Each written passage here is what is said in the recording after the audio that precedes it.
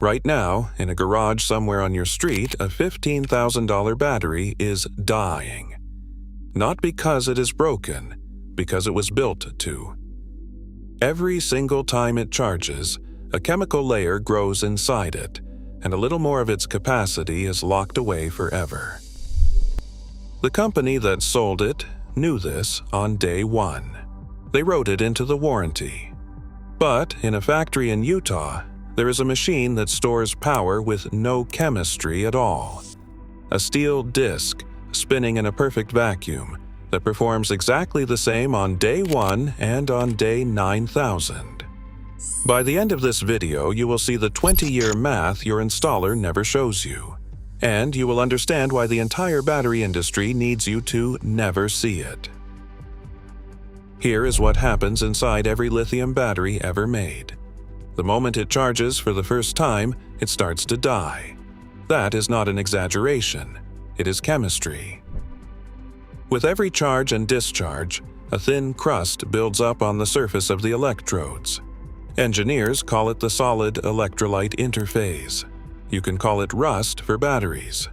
That crust grows with every single cycle, and as it grows, it traps lithium ions permanently, pulls them out of the game, shrinks the total energy the battery can ever hold again. After 500 to 1,000 full cycles, a standard lithium cell has lost around 20% of what it had on day 1. That is not a defect. That is the chemistry working exactly as designed. And the manufacturers admit it in writing. Tesla's Powerwall warranty, for example, guarantees 70% capacity after 10 years. Read that again. The promise is not that your battery will stay strong.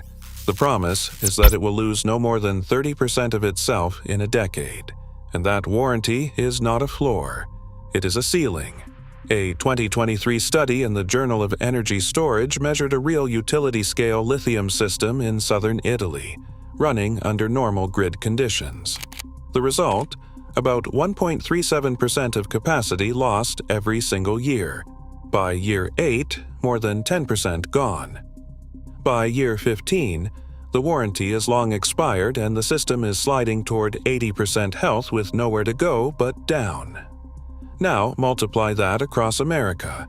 Since 2015, more than 600,000 homes have installed battery systems.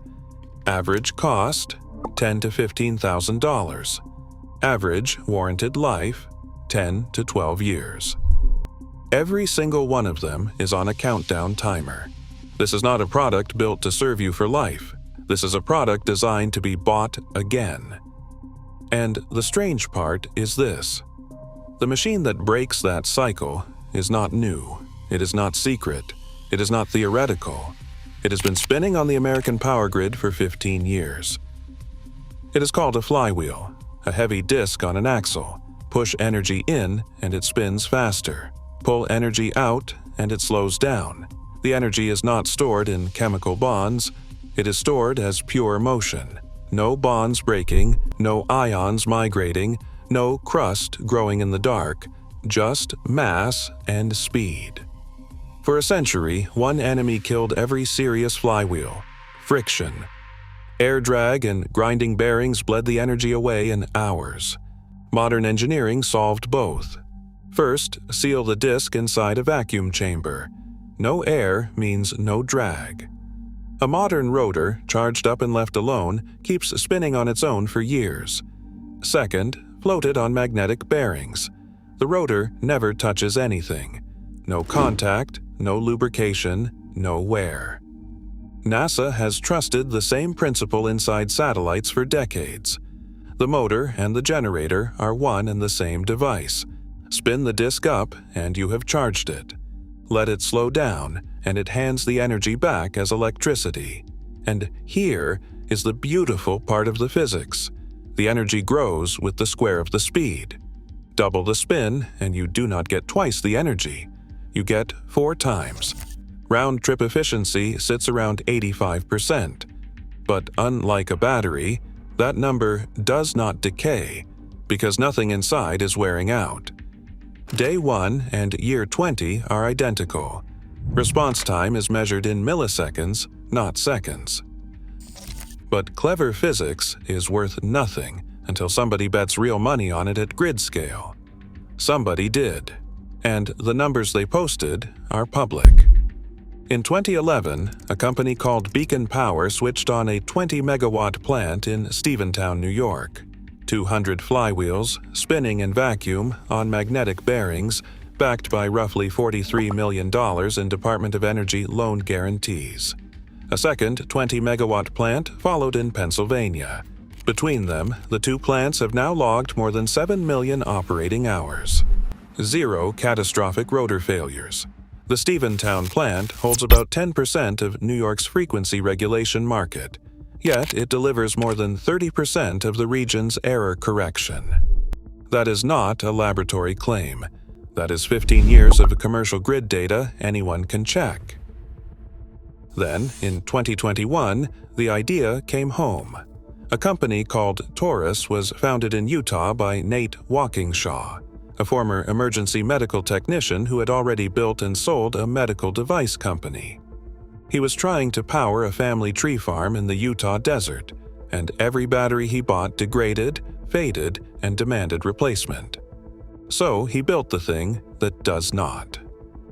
The result is the Nova Spin, a precision steel flywheel rated to respond in under 250 milliseconds, to dump its entire charge in 6 minutes flat, and to survive 25,000 cycles with no capacity loss.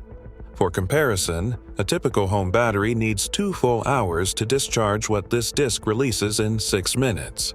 Taurus pairs the flywheel with a lithium iron phosphate battery in one hybrid station.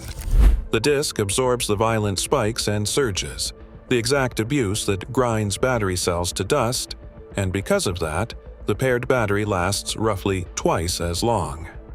By late 2025, more than 230 of these systems were deployed across the United States. Rocky Mountain Power signed on for up to 70 megawatts through a virtual power plant program. Utah's governor praised the partnership as part of a plan to double the state's power capacity. Time magazine named the technology one of the best inventions of 2024, and Magnetar Capital invested $200 million to build a 540,000 square foot factory with production aimed at more than a gigawatt every quarter. So the machine is real, proven, funded, endorsed, which leaves one question that should genuinely bother you. If it is this good, why has your solar installer never once mentioned it? The answer is not a conspiracy. The answer is a spreadsheet. Run the 20-year math yourself. The lithium path, $15,000 today. Around year 10 to 12, the capacity is faded, the warranty is dead, and you buy again. Another 12 to 15,000. Live in that house long enough, and a third round is waiting.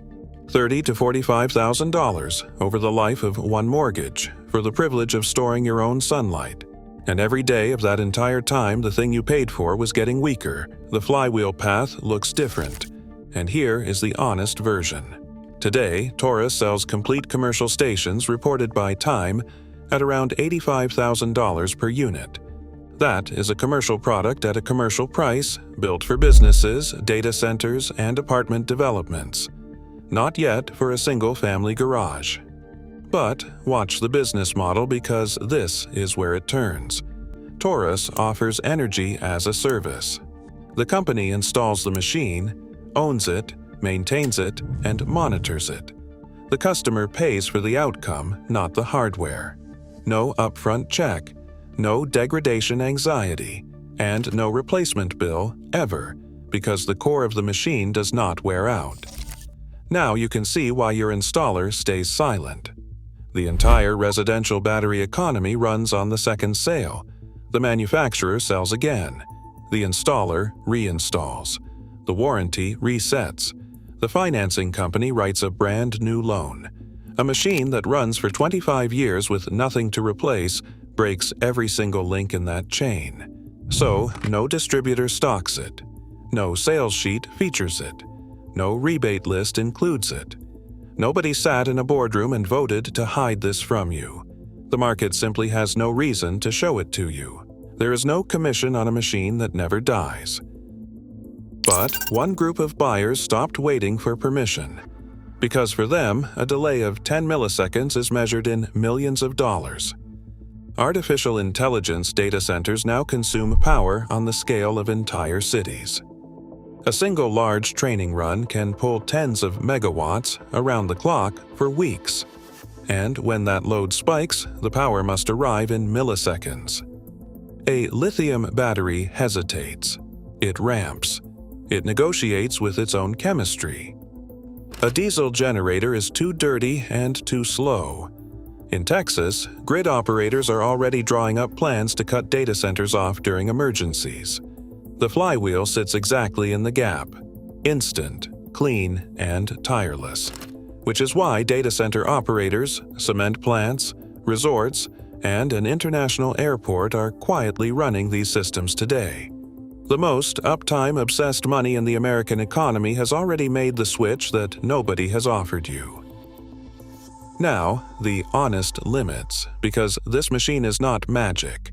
A flywheel is a sprinter, not a marathon runner. It is not built to trickle out 8 hours of overnight power. That duty still belongs to the battery half of the hybrid. It needs room, and in the Taurus design, it is installed below ground, which rules out apartments and adds real construction. There is no residential installer network yet, and no version you can order online this week. And one warning: if you ever see a cheap home flywheel advertised with ordinary bearings and no vacuum chamber, that is not energy storage. That is a spinning paperweight. This technology is real, but it is early. What you are watching is the 10-year window between the power grid and your garage. So here is the bottom line. Your battery loses a piece of itself every single day, and its own warranty guarantees the decline. A flywheel spins the same on the day it is installed and the day your mortgage ends. One of them is a subscription disguised as a product. The other one is a machine. So tell me in the comments, honestly, would you rather pay more once for a machine that outlives the loan, or pay less 3 separate times for one that dies on schedule? Because the grid you grew up with was built on replacement. The one being built right now, in a factory in Utah, is built on motion.